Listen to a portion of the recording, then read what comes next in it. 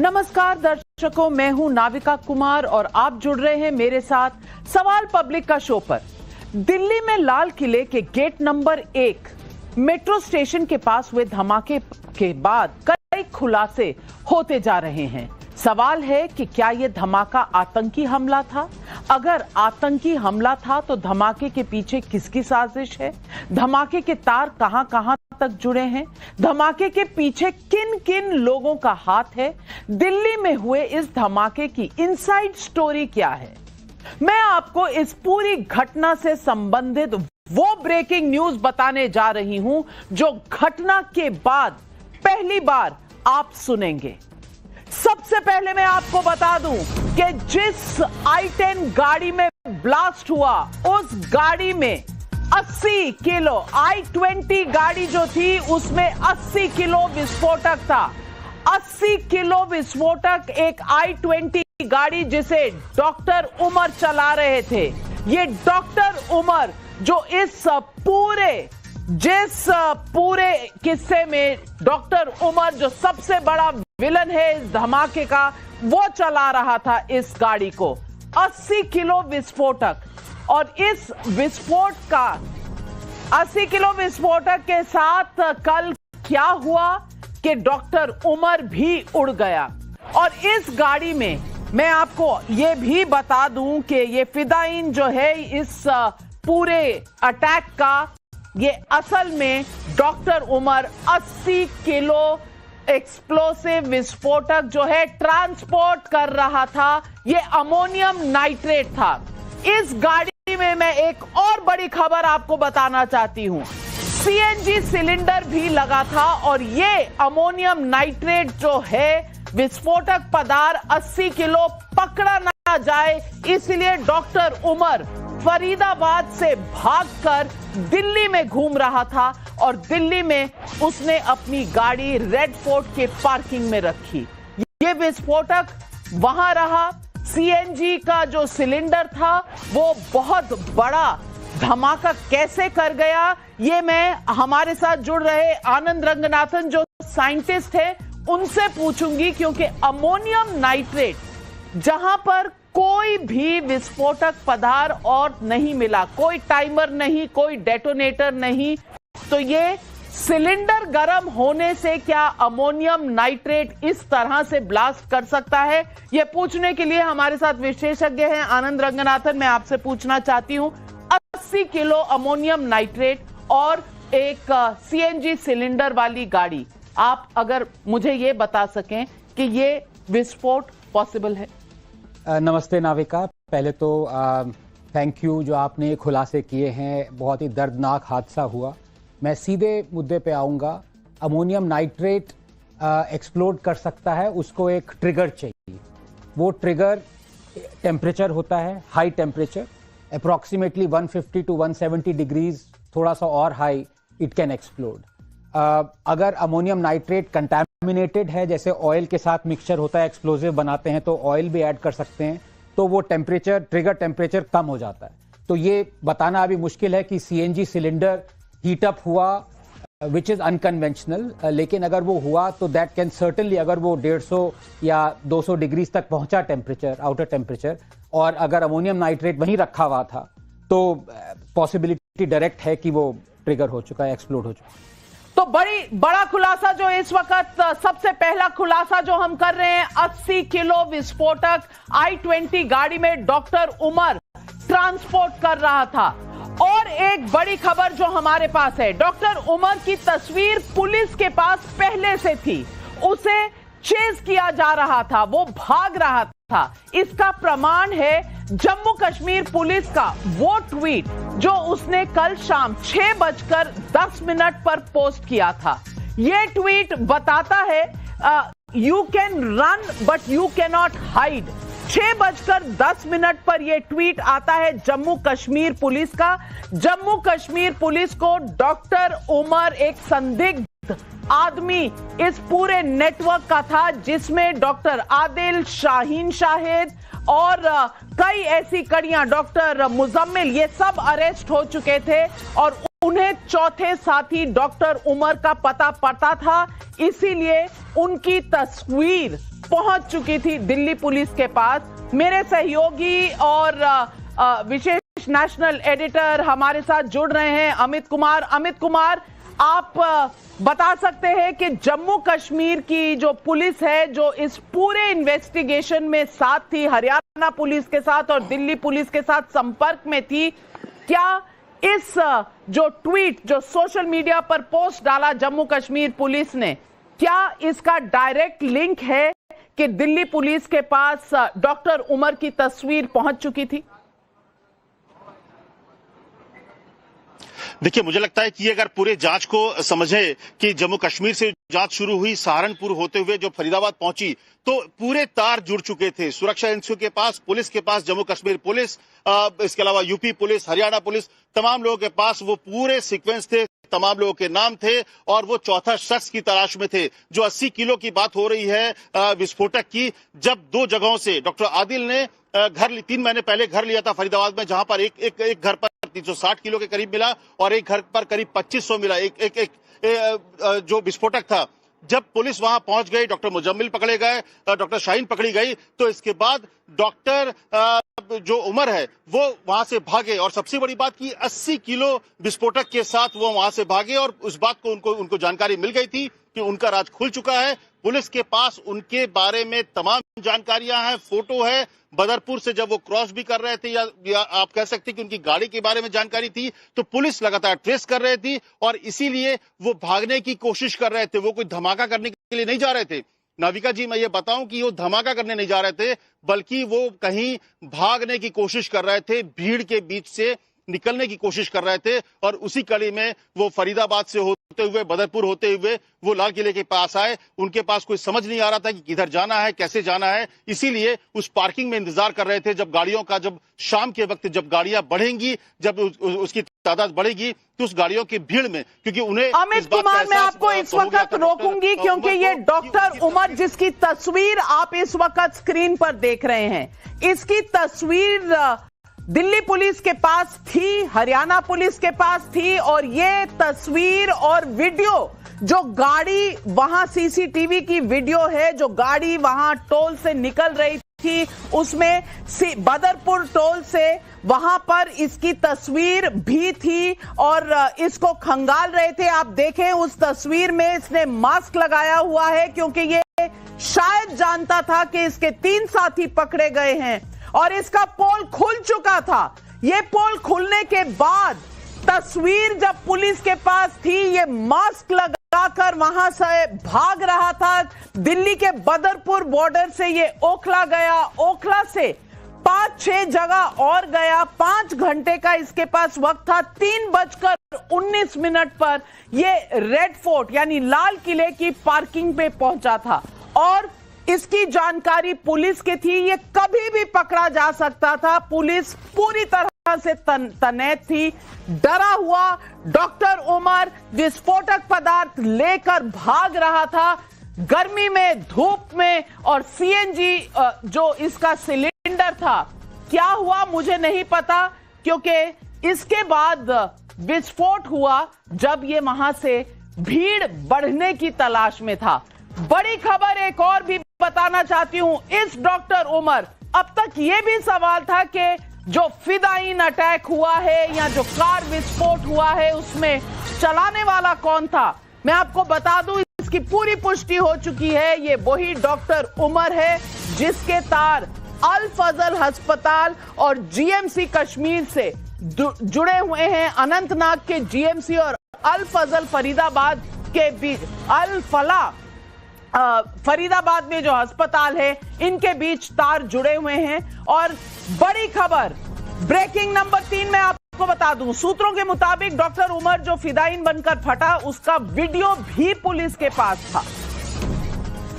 Doctor Umar की car में कोई डेटोनेटर नहीं था। इसकी पुष्टि हमें एजेंसीज ने दी है, हमारे सूत्रों ने दी है। एजेंसीज के सूत्रों ने बताया है ना टाइमर था ना डेटोनेटर था। यह विस्फोटक सिर्फ वो 80 किलो जो अमोनियम नाइट्रेट है, यह विस्फोट उसकी वजह से हुआ।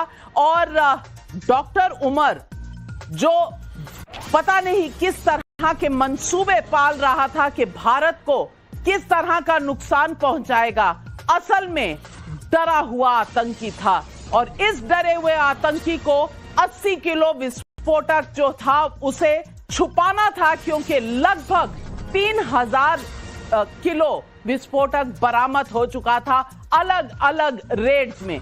जम्मू कश्मीर और फरीदाबाद के बीच के तार जुड़ चुके थे और छापेमारी के दौरान एक लैपटॉप पुलिस के हाथ लगा है जिसमें बहुत सारे अहम राज हो सकते हैं। ये लैपटॉप अब एजेंसीज ने अपनी हिरासत में लिया है।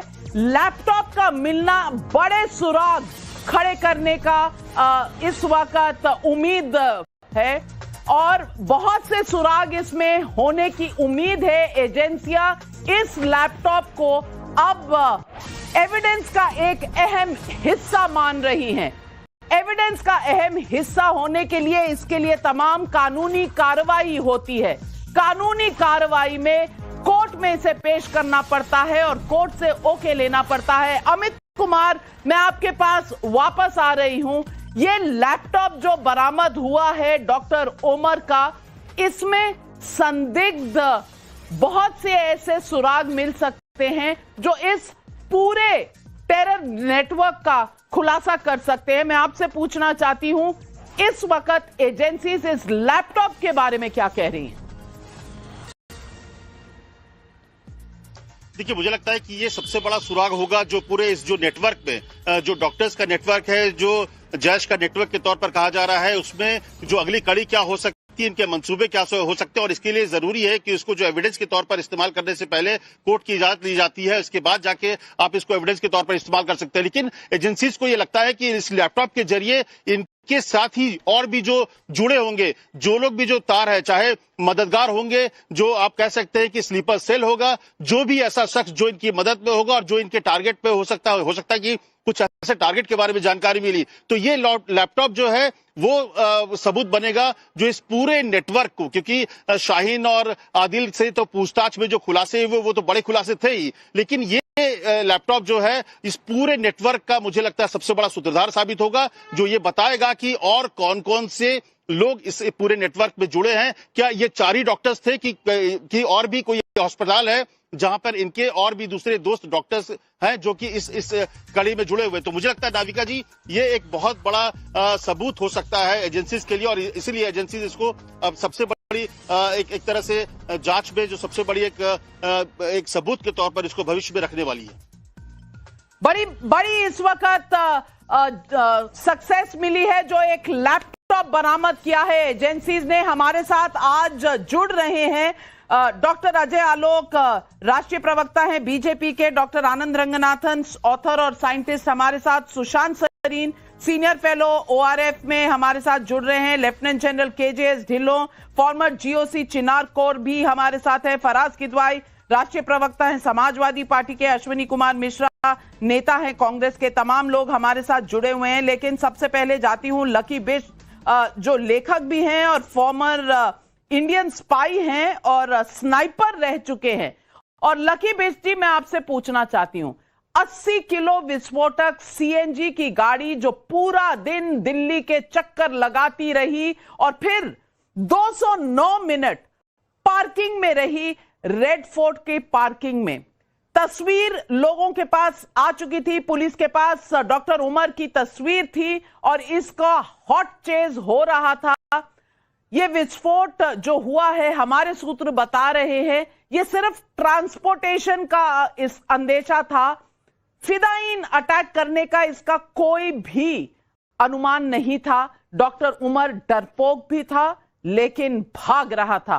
आप क्या मानते हैं कि 3 जगह पर रेड होने और 3000 किलो इतना विस्फोटक मिलने के बाद शायद घबराया हुआ था डॉक्टर उमर?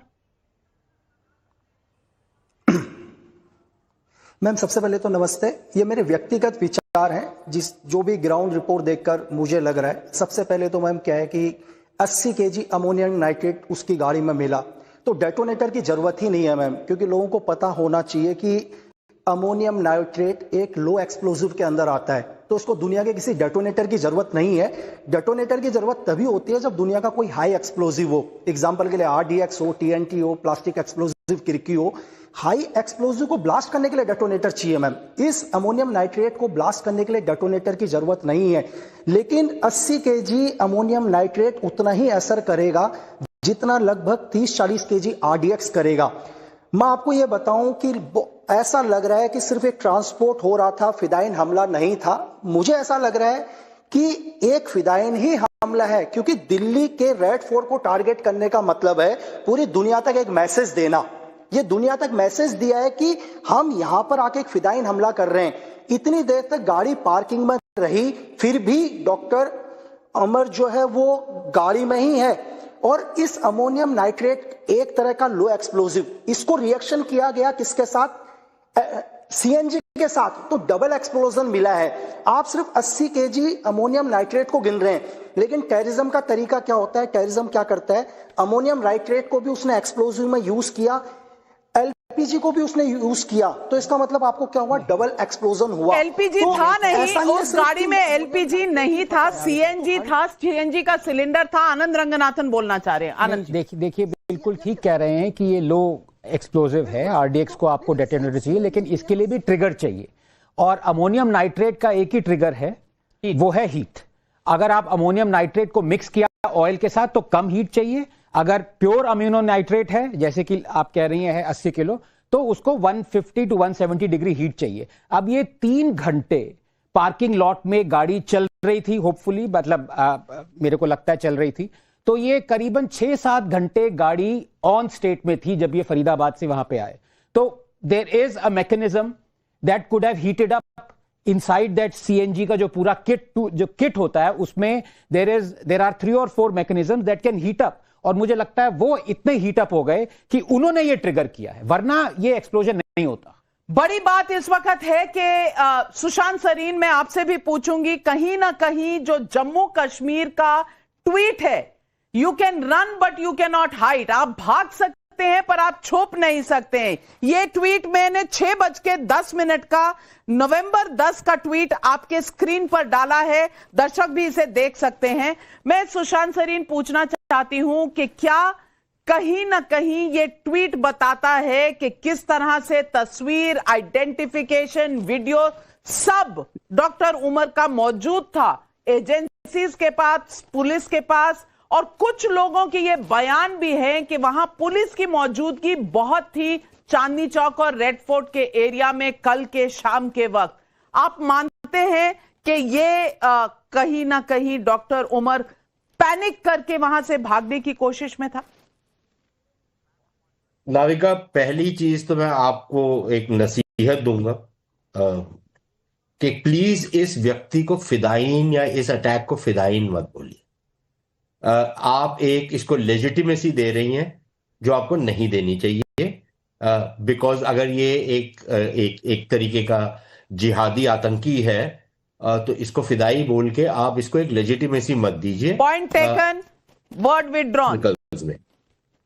ठीक है जी। तो आई थिंक हम लोग ना इस तरीके के आतंकवाद को हम पिछले 30-40 सालों से झेलते आ रहे हैं, और हमने अभी तक अपनी शब्दावली जो है ना उसको उसके हिसाब से टेलर नहीं किया, और हम लोग अक्सर ये गलतियां कर देते हैं। तो just as a word of caution. दूसरी चीज ये, जो जहां तक आपका जो सवाल है, देखिए मेरा भी यही शायद अनुमान है कि ये पैनिक किया था। ये क्या एक्चुअली बॉम्ब लेकर के जा रहा था? I don't think so. देखिए, जो ओल्ड दिल्ली वाला एरिया है वहां पर अक्सर ये देखा गया है कि बहुत सारे ये जो लोग आते हैं ये वहां पर कहीं पे अपना पड़ाव लगाते हैं, वहां पर इनके कुछ कॉन्टैक्ट्स होते हैं, वहां पर से ये ऑपरेट करना शुरू करते हैं। और ये पहली बार ही हमको नहीं नजर आ रहा है, ये पहले भी हम देख चुके हैं। तो it's is possible that something like that has happened in this particular case. लेकिन नाविका, मेरे लिए जो सवाल है वो ये है कि अगर जम्मू कश्मीर की पुलिस एक संदेश दे रही थी, इस व्यक्ति की फोटो, इसका सारा हुलिया, ये कैसे भागा है, ये सारी की सारी चीजें जो सिक्योरिटी एजेंसीज हैं उनके पास थी, तो क्या उनको डिस्ट्रीब्यूट किया गया था इन वेरियस पुलिस स्टेशंस?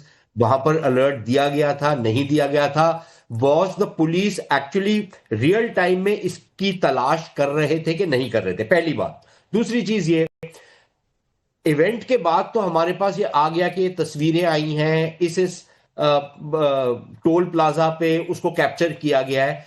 क्या ये बेहतर नहीं होगा कि हमारे पास कुछ इस तरीके का सिस्टम हो कि ये इंफॉर्मेशन पुलिस वालों को एक रियल टाइम में चली जाए? ये बाकी कई देशों में ये सिस्टम्स हैं। और तीसरी चीज और सबसे इंपॉर्टेंट, नाविका, हम सब लोग यहाँ पर जो बैठे हैं आपके प्रोग्राम में और आपके जो दर्शक हैं, हम लोग सब लोग मॉल्स जाते हैं, हम लोग सिनेमाज जाते हैं, वहां पर हम देखते हैं जो सिक्योरिटी वाले हैं वो ऐसे ऐसे करके थोड़ा बहुत देखते हैं कि आपकी डिक्की में कुछ पड़ा तो नहीं हुआ, या एक शीशा नीचे लगा देते हैं। मुझे नहीं पता कि उनको भी पता है कि वो क्या ढूंढ रहे हैं कि नहीं ढूंढ रहे, वो एक रस्म है जो वो पूरी करते हैं। क्या ये बेहतर ना हो कि इन सब लोगों को एक ट्रेनिंग दी जाए ताकि एटलीस्ट आप पता तो कर सके, नहीं तो वो चेक मत करो। वो जो आप लोगों को 5 मिनट के सही मुद्दा उठाया है आपने। और सुशांत सरीन, जितना भी मैं आपसे इस बात पर सहमत हूं, कम होगा, क्योंकि ये बहुत जरूरी है कि ट्रेनिंग के तहत इस तरह से संदिग्ध चीजों की, विस्फोटक की छानबीन होनी चाहिए। लेकिन बड़ी खबर इस वक्त आ रही है, 4 डॉक्टर और 1 मौलवी की कहानी है ये। 4 doctor, doctor Shaheen, doctor Umar, doctor Muzammil और डॉक्टर आदिल, सहारनपुर से लेकर फरीदाबाद तक, फरीदाबाद से लेकर अनंतनाग तक ये तार जोड़ने वाला एक इंसान, वो इंसान ये मौलवी इरफान अहमद, जिसकी तस्वीर हमारे पास आ चुकी है। ये मौलवी पहले मेल नर्स था अला फला, जो यहां फरीदाबाद का अस्पताल है, इसमें ये मेल नर्स था। बाद में ये जीएमसी आनंदनाग चला गया और वहां पर पहले ये बच्चों से कश्मीर में पत्थर फेंकवाता था। फिर पोस्टर लगाने का एक इंसिडेंट जब सामने आया तो तार निकलने लगे। जम्मू कश्मीर में इसे अरेस्ट किया गया, इससे पूछताछ की गई और इसके बाद यहां से डॉक्टर आदिल जो सहारनपुर हैं, इनकी जानकारी मिली। डॉक्टर आदिल से डॉक्टर मुजम्मिल, डॉक्टर शाहीन और फिर डॉक्टर उमर तक पूरा का पूरा ये नेटवर्क एक्सपोज हुआ। डॉक्टर उमर आखिरी कड़ी थी जिसे एजेंसीज ढूंढ रही थी, जिसे तलाश कर रही थी और जिसकी तस्वीरें सब पास थी एजेंसीज के। बड़ी खबर इस वक्त जो मैं आपसे बताना चाहती हूं कि शाहीन, डॉक्टर शाहीन जो महिला कर्मी जो फरीदाबाद के अली फलाह अस्पताल में काम करती थी, जिनके पास से एक AK-47 भी बरामद हुई, उनके मुताबिक अमोनियम नाइट्रेट को जमा किए जाने के 2 अड्डे मिले थे। 2 अड्डों का उन्होंने एजेंसीज को, पुलिस को बताया था, लेकिन सूत्रों के मुताबिक उसे पता था कि और विस्फोटक कहीं पर है जो सिर्फ डॉक्टर उमर को पता है। इसकी तलाश जारी जब हुई, ये 80 किलो विस्फोटक कार में मिला, उस I-20 में मिला जिसमें उमर, डॉक्टर उमर लेकर उसे भाग रहे थे। मैं अमित कुमार आपसे पूछना चाहती हूं, इसके अलावा भी 2 संदिग्ध पकड़े गए हैं गंगानगर में। क्या कनेक्शन है इस पूरे केस में? एजेंसीज इसके बारे में कुछ बता रही हैं और डॉक्टर शाहीन से मिले सुराग जो डॉक्टर उमर तक लेकर गए, इसके बीच में और कितने लोग? देखिए, मुझे लगता है कि जैश और इन डॉक्टर्स के बीच में एक कड़ी थी मौलवी इरफान, और मौलवी इरफान ने ही मुझे लगता है कि इनको पूरे एक तरह से मोटिवेट किया। और इस पूरे लिंक को, इसका लिंक का खुलासा कैसे हुआ, जब जैश के पोस्टर चिपकाने को लेकर 3 लोग गिरफ्तार हुए, उसमें इसके बाद इरफान गिरफ्तार हुआ और इरफान के जो टेलीग्राम चैट और उसके जरिए जानकारी मिली डॉक्टर आदिल की, तो ये पूरी कड़ी है जो जैश और उसके बीच एक इरफान जो है, जो कि आप कह सकते हैं कि फरीदाबाद अस्पताल से लेकर अनंतनाग के अस्पताल तक के बीच की कड़ी थी। जो डॉक्टर शाहीन है वो उसको जानकारी थी कि 2 ही जगह है, लेकिन उसके अलावा एक तीसरे भी हाइड आउट है जहां पर विस्फोटक को छिपाया गया है। तो मुझे लगता है कि अब जबकि डॉक्टर उमर जो है वो मारा गया है उस गाड़ी के साथ, इसके बाद जो बचे हुए 2 लोग 3 लोग हैं उससे पूछताछ पर फोकस होगा कि अब इसके बाद क्या उसके जो ग्रुप है ये 4 के अलावा भी कौन कौन लोग हो सकते हैं। गंगानगर में जो पकड़ाया है उसके साथ क्या कोई लिंकेज है। इसके अलावा अगर याद हो तो पिछले दिनों में गुजरात में भी 3 लोग गिरफ्तार हुए हैं। तो ये लिंक को जोड़ने की कोशिश होगी कि डॉक्टर्स के इस ग्रुप में और भी डॉक्टर्स हैं या नहीं है, या फिर इनके लोकल मददगार कौन थे। इसने डॉक्टर आदिल ने घर लिया था फरीदाबाद में, जबकि सहारनपुर में रहता था, तो फरीदाबाद में घर लेकर उसने विस्फोटक जमा किया। तो ये ऐसे कई सवाल हैं जिसका जवाब एजेंसीज होगी। एनआईए के पास जांच दे दी गई है और गृह मंत्री अमित शाह ने खास तौर से कहा है एनआईए को कि इसकी जांच जल्दी की जाए, जल्दी पूरी की जाए। सीएफएसएल टीम को भी ये कहा गया है कि जो फॉरेंसिक एविडेंस के साथ जल्द से जल्द इस पूरे मामले को तह तक जाना है। और खुद उन्होंने कहा है कि जो प्रधानमंत्री ने भी कहा है कि इस पूरे मामले के तह तक जाएंगे, जो भी गुनाहगार है उसको सजा देनी है। तो इसके लिए गृह मंत्री ने आज लगातार बैठकें की हैं। बैठकों के दौरान उन्होंने जो तमाम एजेंसी के अधिकारी थे, पुलिस के आला अधिकारी थे, उनको साफ तौर पे कहा है, एनआईए को कहा है कि इस पूरे मामले की जितनी जल्दी हो सके जांच हो फॉरेंसिक एविडेंस के साथ। गंगानगर से 2 और संदिग्ध शख्सों को उठाया गया है, उनकी पूछताछ इस वक्त जारी है। बड़ी खबर इस वक्त हम अपने दर्शकों को दे रहे हैं। और मैं आपको बता दूं, आनंद रंगनाथन, आप अमोनियम नाइट्रेट जो 80 किलो का विस्फोटक वो लेकर घूम रहा था, ये था तीसरा कैश जिसकी तलाश थी एजेंसी। और नाविका, मैं इसमें एक बहुत इंपॉर्टेंट बात ये आपको कहना चाहता हूं कि अभी ये आइसबर्ग की तरह चल रही इन्वेस्टिगेशन। 90% तो अभी बाहर आई नहीं है। मैं बताता हूं क्यों। देखिए, आप सब जानते हैं 1993 में जब मुंबई ब्लास्ट हुए थे तो डाउ RDX था, इलीगल था, तो वो बाहर से डाउ ने लाया था। यहां से अमोनियम नाइट्रेट अंदर से इन्होंने कलेक्ट किया है। अब एक अमोनियम नाइट्रेट लॉ एक्ट है जो कि यूपीए सरकार लाई थी 2012 में। उसके तहत अमोनियम नाइट्रेट कोई भी इंडियन खरीद नहीं सकता, इलीगल है। सिर्फ रिसर्चर रिसर्च लैब में खरीद सकता है, वो भी 5 किलो से ज्यादा नहीं। और जब वो 5 किलो लेगा अमोनियम नाइट्रेट, कोई रिसर्च यूनिवर्सिटी जैसे यहां लिया गया, पुलिस को इंफॉर्म करना है। अब 3000 किलो का मतलब इन्होंने मिनिमम 600 बार वो लिया।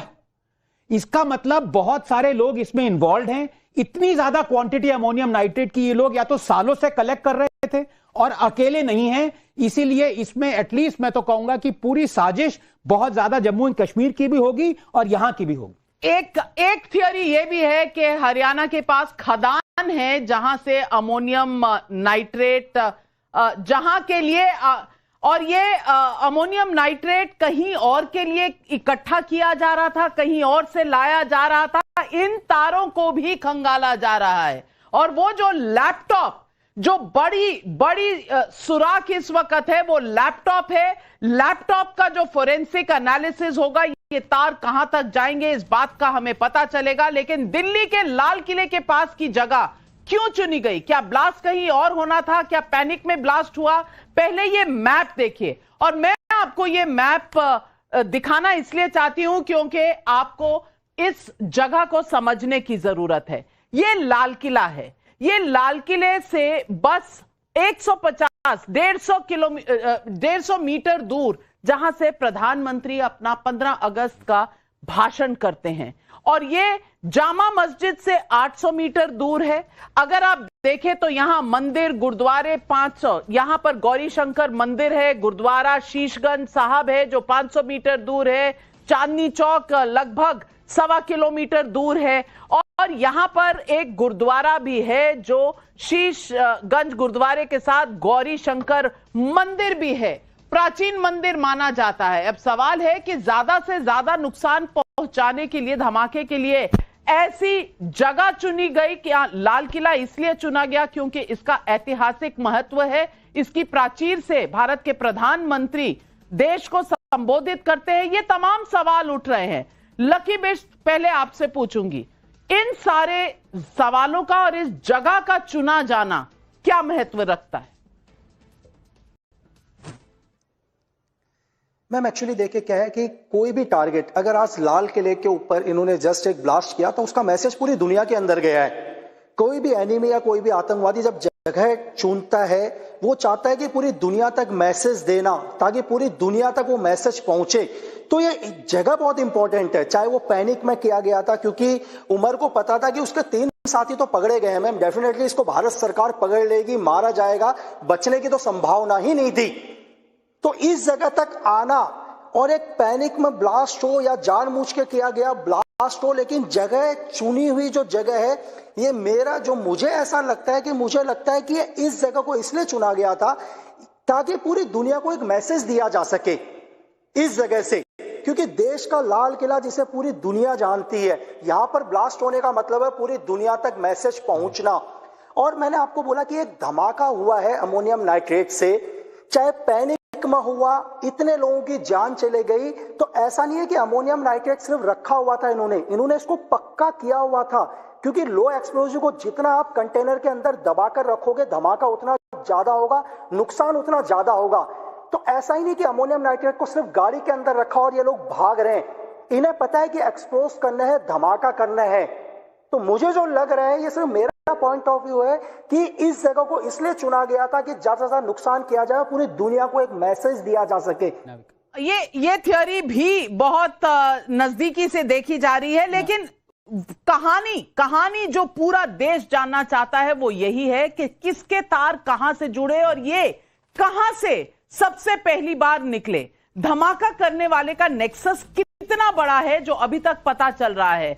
इसकी शुरुआत में बताऊं तो 18 अक्टूबर को श्रीनगर के नौगाम इलाके में पोस्टर लगे थे जिसमें जम्मू कश्मीर पुलिस, सेना और सुरक्षा बलों को धमकी दी गई थी।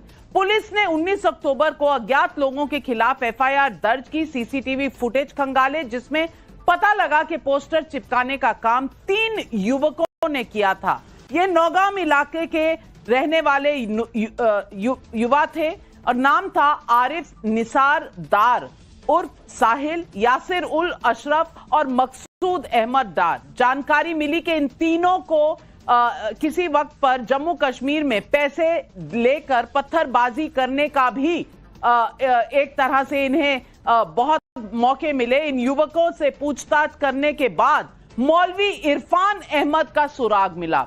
मौलवी इरफान, जिसकी तस्वीर मैं आपको यहां दिखाना चाहती हूं, ये मौलवी इरफान है जो कश्मीर से लेकर फरीदाबाद तक जिसके तार जुड़े हुए हैं। इरफान अहमद का जब सुराग मिला, इस मौलवी इरफान अहमद के बारे में सनसनीखेज खुलासा यह हुआ कि फरीदाबाद की अल फलाह मेडिकल यूनिवर्सिटी में यह मेल नर्स था जो लंबे समय से आतंकी गतिविधियों में शामिल रहा। ड्यूटी मेल नर्स की और मंसूबे बिल्कुल कातिलाना।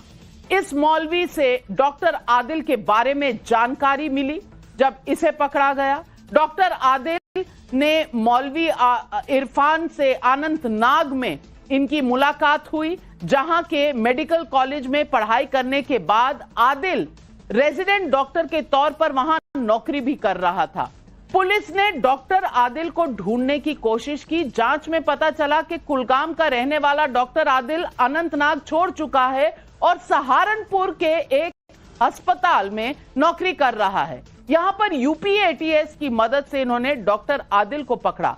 आदिल ने सहारनपुर में विब्रोश अस्पताल में कुछ समय तक नौकरी की थी और गिरफ्तारी के पहले सहारनपुर के फेमस हॉस्पिटल में ज्वाइन कर लिया था। डॉक्टर आदिल से पूछताछ के दौरान डॉक्टर मुजम्मिल अहमद के बारे में पता चला जो श्रीनगर छोड़कर हरियाणा के फरीदाबाद में मौजूद अल फलाह यूनिवर्सिटी का मेडिकल कॉलेज में डॉक्टर के तौर पर नौकरी कर रहा था। मुजम्मिल अहमद के 2 ठिकानों से करीब 3000 किलो अमोनियम नाइट्रेट मिला था। तो आप देख रहे हैं मौलवी से आदिल, डॉक्टर आदिल सहारनपुर में, सहारनपुर से डॉक्टर मुजम्मिल, और पूछताछ के दौरान डॉक्टर मुजम्मिल ने कबूल किया कि उसके पास डॉक्टर आदिल ने कबूल किया कि उसके पास एक AK-56 राइफल है जो उसने लॉकर में रखी है अनंतनाग के मेडिकल कॉलेज में। और जब पुलिस ने उसको जाकर देखा, 1 साल पहले नौकरी छोड़ने के बावजूद वो राइफल वहां मिली। और फिर सवाल उठा। मुजम्मिल ने शाहीन का पता बताया और शाहीन डॉक्टर उमर के साथ। मैं पूछना चाहती हूं लेफ्टिनेंट जनरल KJS ढिल्लों से। ढिल्लों साहब, आप कश्मीर में रह चुके हैं, GOC रह चुके हैं। मैं पूछना चाहती हूं, ये पत्थर फेंकने वाले मौलवी से इस तरह रेडिकलाइज होने वाले पहले पोस्टर लगाते हैं और फिर तार कहां से कहां 3000 टन 3000 किलो विस्फोटक अमोनियम नाइट्रेट तक पहुंचना, ये बड़ी इन्वेस्टिगेशन का नतीजा है। तो नाविका मैम नमस्कार, और आपके दर्शकों को नमस्कार और साथ के पैनलिस्ट को भी नमस्कार। मैम जो आपने बात की कि पत्थरबाज कल का रेडिकलाइज्ड और टेररिस्ट कैसे बनता है, जब मैं कश्मीर में कोर कमांडर बन के गया था 2019 में, तो मैंने एक डाटा को पूरा कंपाइल करके करीब 1.5 साल के डाटा को एनालाइज करके हम इस तथ्य पे पहुंचे थे कि जितने भी बच्चे कश्मीर में गन उठाते हैं उनमें से 83% यानी 83% जो लड़का गन उठाता है कश्मीरी लोकल बॉय, 83% का स्टोन पेल्टिंग का ऑफिशियल रिकॉर्ड है। और मैंने इसके बाद में एक और डाटा दिया था कि शेल्फ लाइफ टेररिस्ट की कितनी होती है, और फिर मैंने एक स्टेटमेंट दी थी उस टाइम पे, जिसके बाद में काफी बच्चों ने सरेंडर भी किया और ऑपरेशन मां बना। मेरा कहना था आज का पत्थरबाज कल का टेररिस्ट परसों की डेड बॉडी। तो ये जो है तथ्यों पे डाटा के ऊपर बेस्ड स्टडी थी कि 83% जो टेररिस्ट बनते हैं उसमें से 83% का स्टोन पेल्टिंग का पुलिस में रिकॉर्ड है। सो ये तो बात रही कि जो स्टोन पेल्टर थे वही आगे जाके रेडिकलाइज होकर टेररिस्ट बनते हैं, और जैसे अभी हम देख रहे हैं। दूसरी बात ये जो आपने बहुत विस्तार से बताया कि कैसे एक तार से दूसरी तार जुड़ी।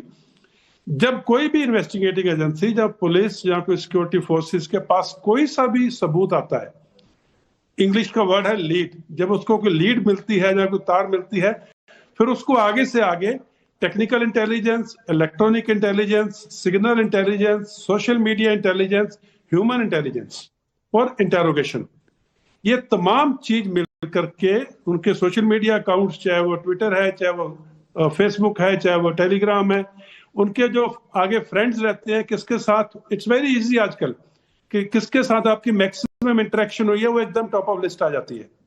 उसके बाद में उसने किस से मोबाइल से बात की, किस से उसने मोबाइल जो पकड़े गए, आपने जो लैपटॉप का जिक्र किया बहुत जरूरी है, क्योंकि आजकल नॉर्मल कॉल के ऊपर कोई टेररिस्ट बात नहीं करता है। आजकल डिफरेंट एप्स हैं वॉइस ऑन इंटरनेट प्रोटोकॉल की, जिससे कि आप पता नहीं लगा सकते कि उसने क्या बात की, उसका कोई प्रूफ बहुत नहीं बड़ा खुलासा तो, कर रहे हैं। लैपटॉप जो मिला है उस पर कौन से ऐप से किससे बात हो रही थी, ये बड़ा सुराग दे सकते हैं। मेरे साथ फराज किदवाई साहब समाजवादी पार्टी के हैं। फराज किदवाई साहब, ये जो ब्लास्ट था, ये ब्लास्ट किस तरह से अनकवर किया? इसके तार 18 अक्टूबर से ढूंढे जा रहे थे और स्टेट जम्मू कश्मीर से शुरू होकर यूपी तक गया, यूपी से फरीदाबाद, फरीदाबाद से दिल्ली, बड़ा एक मॉड्यूल बस्ट किया। और मैं देख रही हूं कि अभी भी जो विरोधी दल है कुछ ना कुछ पॉलिटिक्स कर रहे हैं। मैं स्पेसिफिक्स में नहीं जाऊंगी, पर मैं समझती हूं कि ये एक तरह से बड़े मॉड्यूल का एक पर्दाफाश हुआ।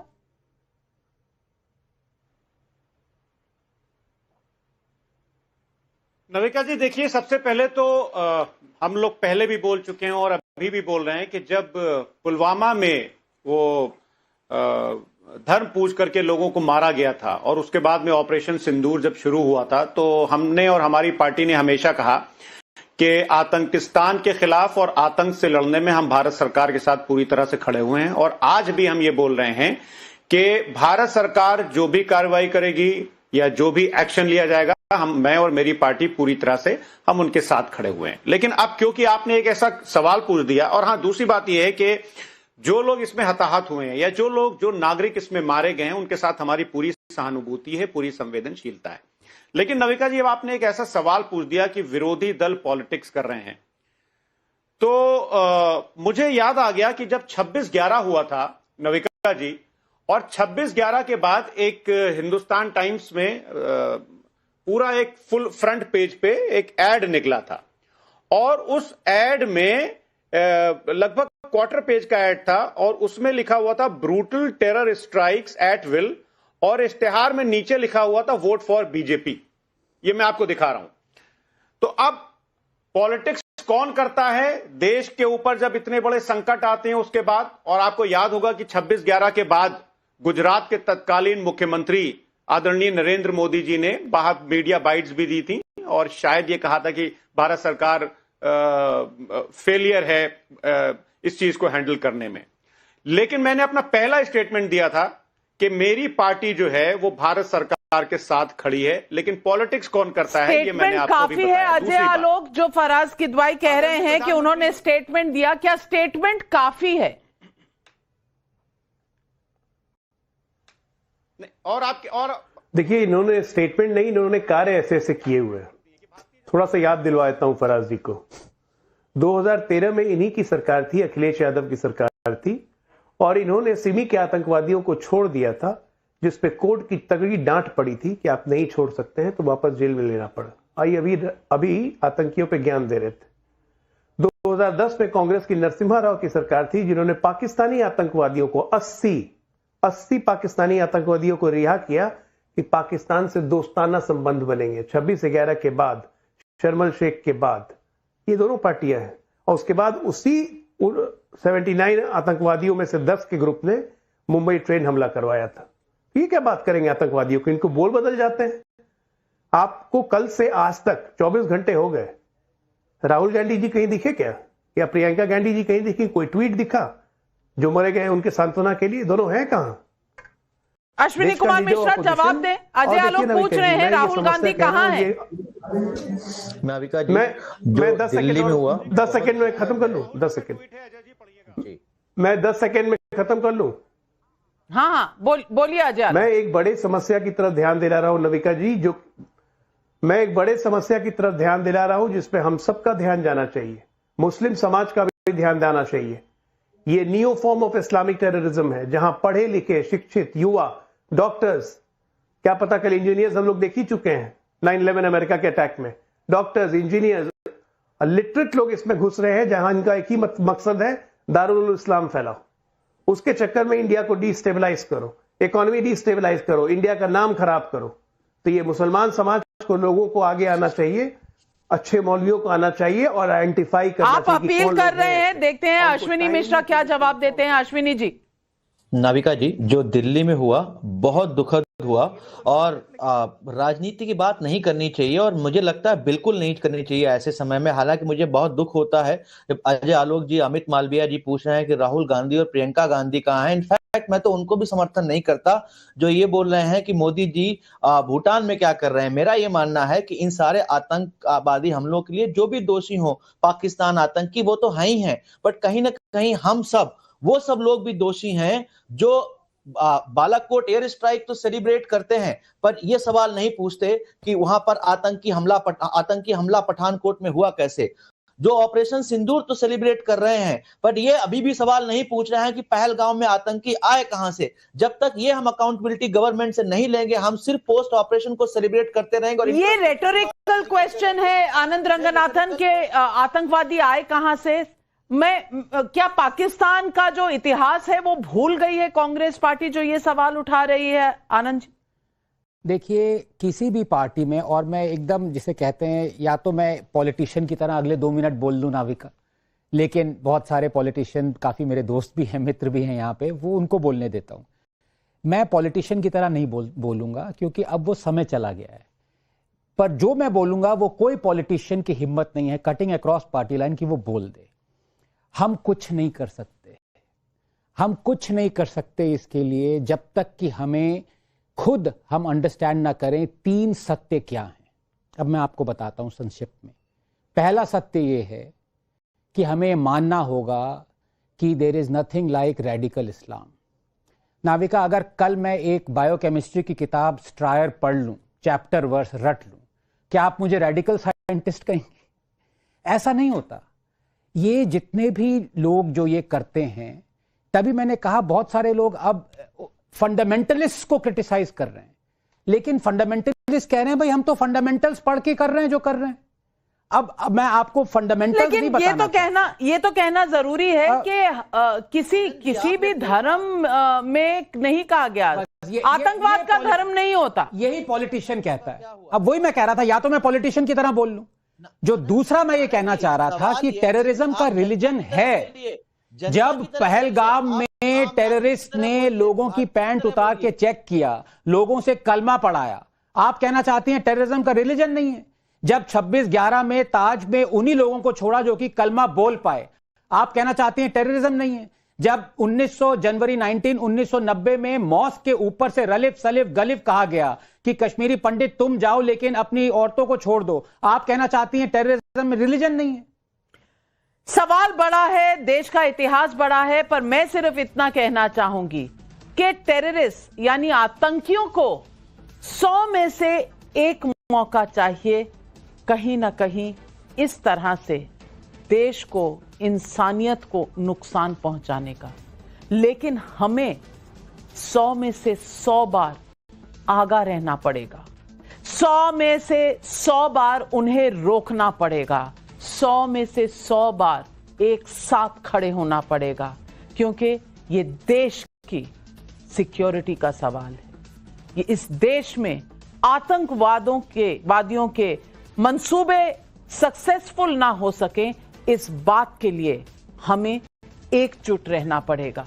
शायद हर बार हम ये कहीं ना कहीं से नियम भूल जाते हैं और हमें एक बार फिर याद करना पड़ता है।